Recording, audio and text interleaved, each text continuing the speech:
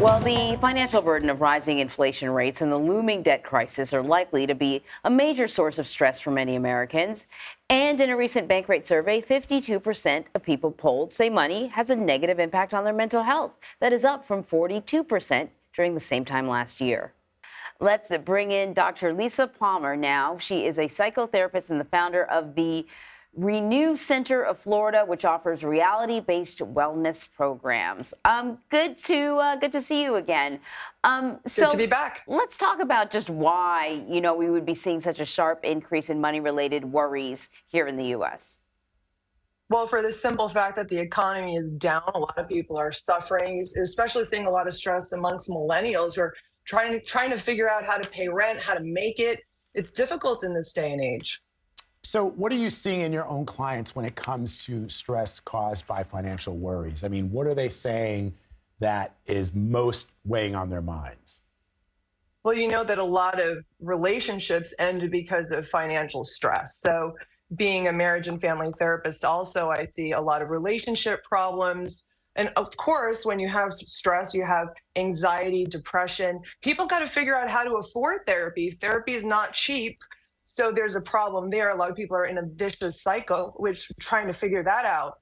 So that results also when you have a lot of stress, physical health problems, increased cortisol levels, all kinds of issues that are erupting in people's lives. So people really have, pretty serious issue on their hands, trying to figure out how to live the lifestyle, how to be out on a daily basis, live the lifestyle, and be balanced at the same time. The survey certainly indicates that people who make less than $50,000 a year are more stressed out about money. It makes a lot of sense. It's 59%. But I'm sort of curious if the amount of money you have actually makes a difference as to whether or not you're stressed out. You know what I mean? If you make over six figures, you still see people that are really anxious about money.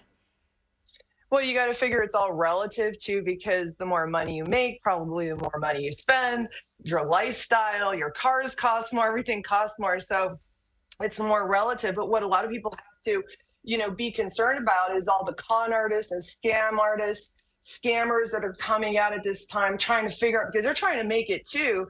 And then you've got, friends and relatives, maybe some people that, guilting you into giving them money. So that's putting stress on you, trying to figure that out. And you feel bad, but everybody is sort of trying to figure, this financial situation out for themselves. And you've got to set good boundaries. Let me ask you, so you say you do some marriage counseling and couples counseling. I mean, no. Where's this going? No, not to do with me. No. I know, you're all good. But I am curious about some of the things. Do you guys need help? No. We're good.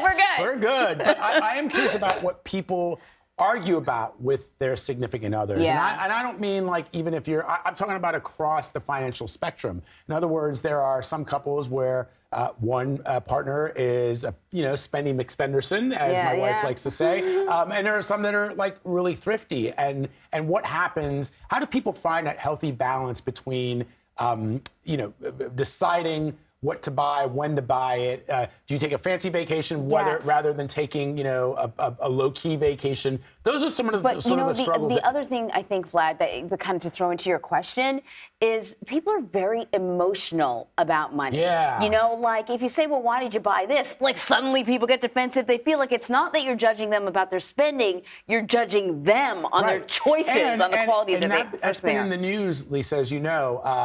Dwayne Wade and Gabrielle Union, I think posted that they had separate bank accounts or something, and the internet went like crazy. Really? Like, why do you guys live like that? Right, and it's like, it works for us. So why are you all shading us?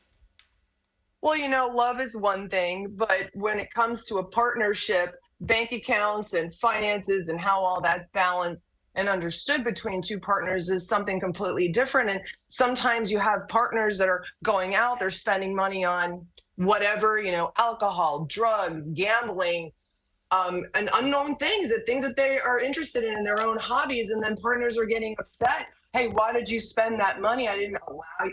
That's my money that I made. How could you be spending it? So there are arguments amongst couples about issues concerning finances, plenty of them. Just as an aside, the generation most worried about money, Gen Xers. Really? Yeah, more than millennials. We're the ones with the big bills. We got the mortgages and the kids and right? We shouldn't have been. We should not have been slackers when we were in That's what they called That's what us. they called us, the slacker generation. Dr. Lisa Palmer, thank you as always. Appreciate you.